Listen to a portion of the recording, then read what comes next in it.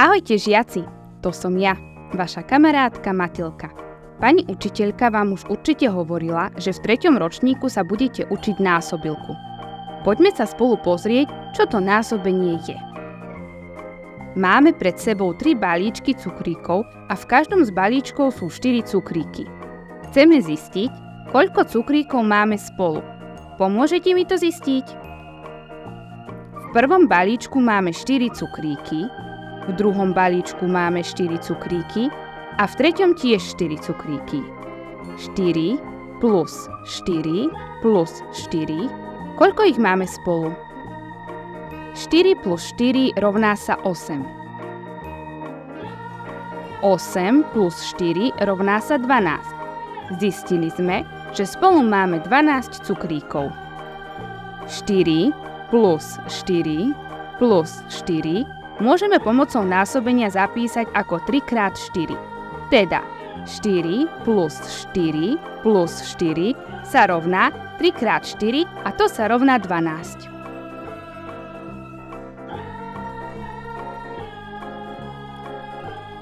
Poďme sa spolu pozrieť na ďalší príklad.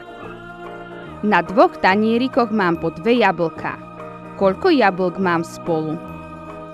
V prvom tanieri mám 2 jablká. V druhom mám ďalšie 2 jablká. 2 plus 2. Koľko ich mám spolu? 2 plus 2 rovná sa 4. Zistili sme, že spolu mám 4 jablká. Ako zapíšeme tento príklad pomocou násobenia? 2 krát 2. Výborne žiaci, teda 2 plus 2 rovná sa 2 krát 2 a to sa rovná 4.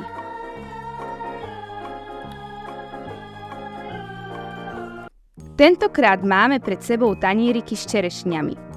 Máme presne 3 tanieriky s 2 čerešňami. V prvom tanieri máme 2 čerešne, v druhom tanieri máme 2 čerešne a v treťom tanieri máme 2 čerešne. Koľko ich máme spolu?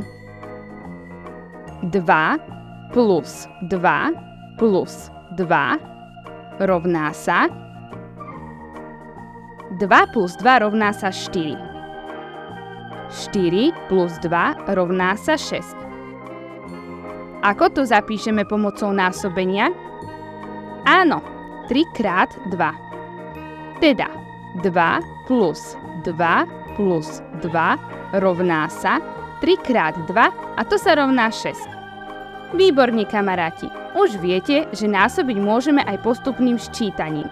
Napríklad 4 krát 3 môžeme sčítať ako 3 plus 3 plus 3 plus 3 a to sa rovná 12.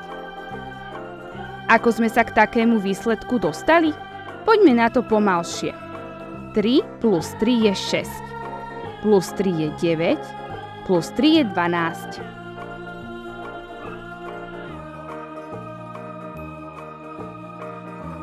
Štyri krát 3 je 12. Znak, ktorý sa nachádza medzi číslami, sa volá krát. Je to taká malá bodka, ktorá nám predstavuje násobenie. 2 čísla, ktorými násobíme, sú činitele a výsledok je súčin. Ďakujem kamaráti za vašu pomoc. Naučili sme sa dnes veľkú vec a to, ako môžeme násobiť. Pokračovať budeme v ďalšom videu. Tak sa tam vidíme. Ahoj!